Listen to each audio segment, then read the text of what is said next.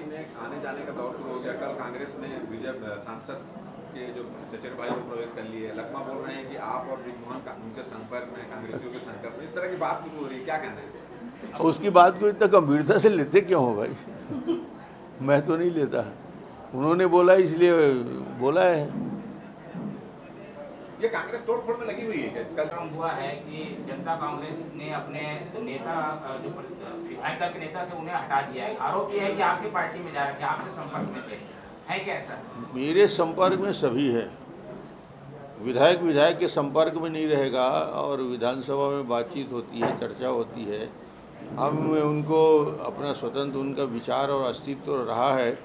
तो जब भी ज़रूरत होती थी, अमित शाह के कार्यक्रम में भी हमने इनवाइट किया था, आम आदमी को भी किया था, ये लोग भी आए थे।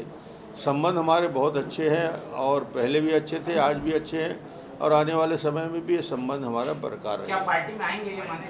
ये निर्णय उनका है। यदि भारतीय जनता पार्टी में आने का निर्णय ये दोनों विधायकगण लेते हैं तो पार्टी विचार करेगी। ये कहा जा रहा है कि जोगी परिवार इसलिए भी डरा हुआ था कि 2 विधायक अगर आ जाएंगे तो पूरी पार्टी का विलय हो जाएगा, इसलिए उन्हें अलग कर दिया। क्या ऐसा था?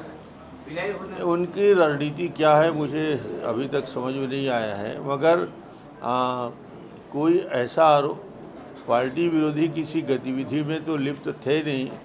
वो अपना विधायक के दायित्व को निर्वहन कर रहे थे, मगर उनके लिए अब रास्ते खुले हैं। पार्टी ने यदि अलग कर दिया है तो उनके दरवाजे सबके लिए खुल गए हैं। कैसे फिर एडजस्ट हो पाएगा?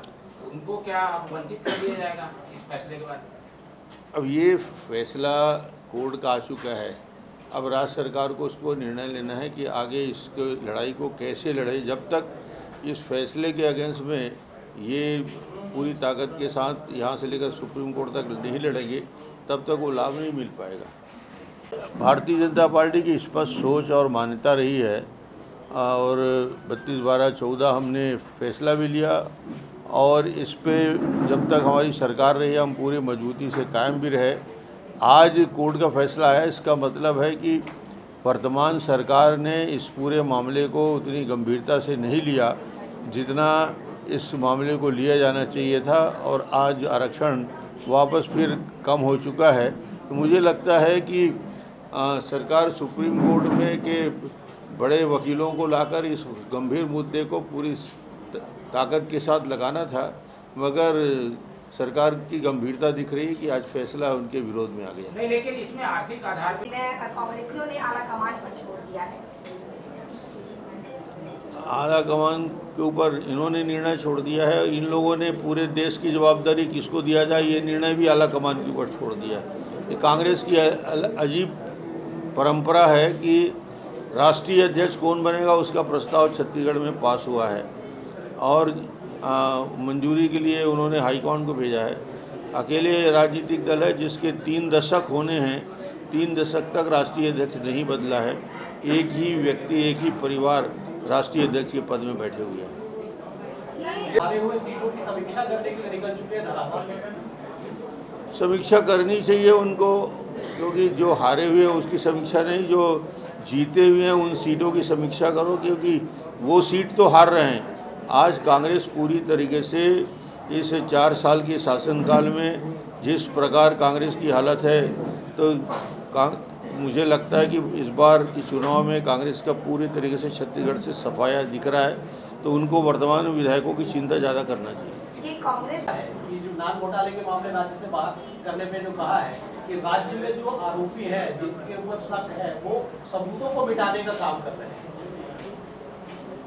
देखिए, ये बहुत बड़ी बात है।